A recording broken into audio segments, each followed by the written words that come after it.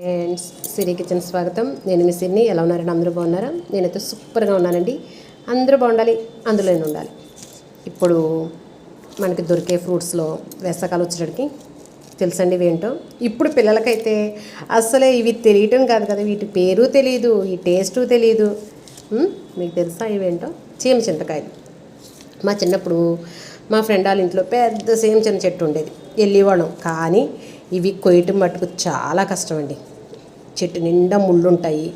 అవి బాబాయ్ అసలు ఇవేమో చాలా ముచ్చికి చాలా గట్టిగా ఉంటుంది. ఈ చెట్టుని ఇలా ఏలాడుతూ ఉంటాయి కదా, ఇలా ఏలాడుతూ ఉంటాయి.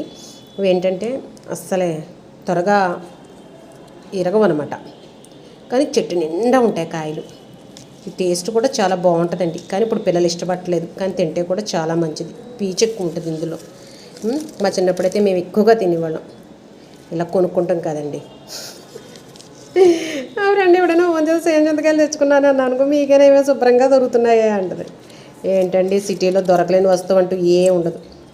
అంటే కోటి దొర్లుకుంటూ వస్తుంది కొండ మీది కోతి అన్నట్టు డబ్బులు ఉండాలి, కానీ సిటీలో దొరకలేని వస్తువు అంటూ ఏ ఉండదు.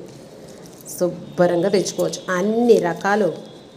ఆఖరికి జున్ను పాలు లేకపోయినా జున్ను చేసుకునేలాగా, మనకు తినాలని ఉంటే అప్పటికప్పుడు జున్ను తినేలాగా చక్కగా డీమార్ట్కి వెళ్ళి ఆ ప్యాకెట్లు తెచ్చుకుంటే జున్ను కూడా తయారు చేసుకోవచ్చు. అప్పుడు ఏంటంటే గేదె విన్నప్పుడే ఆ పాలు పోసేవారు, జున్ను పాలు అప్పుడే చేసుకుంటూ. ఇప్పుడు అలా కాదు. అలాగా అన్నీ కూడా డబ్బులతో ముడిపడి ఉందన్నమాట. మా ఫ్రెండ్ అంటది, భలే చెప్తావే, అన్నీ తింటానంటావు, ముంజుకళ్ళు అంటావు, సేమ్ చింతకాయలు అంటావు, నేరేడు పళ్ళు అంటావు, రేగి పళ్ళు అంటావు, ఈత పళ్ళు అంటావు. ఈత పళ్ళు కూడా దొరకట్లేదంట వాళ్ళకి.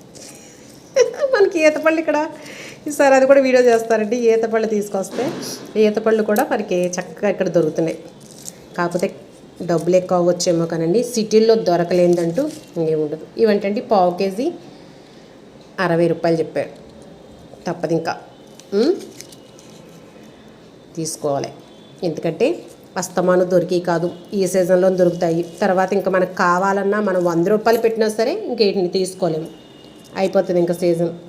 భలే ఉన్నాయి కదా, ఇవి చూడండి, చక్కగా ఉన్నాయి కదా, తెల్లగా పువ్వుల్లాగా, కొన్ని ఎర్రగా కొన్ని తెల్లగా భలే ఉన్నాయి. ఇవి చూడండి, పింక్ కలర్లో చక్కగా ఉన్నాయి. ఏదైనా అన్ని రకాల ఫ్రూట్స్ తినాలి, అన్నీ టేస్ట్ చేయాలి అనుకుంటాను నేను.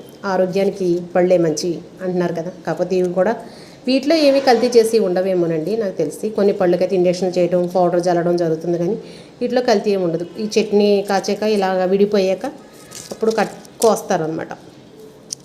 మీరు కూడా తిన్నారు ఈ సంవత్సరం? చెప్పండి, తింటే కనుక నా కామెంట్స్లో చెప్పండి.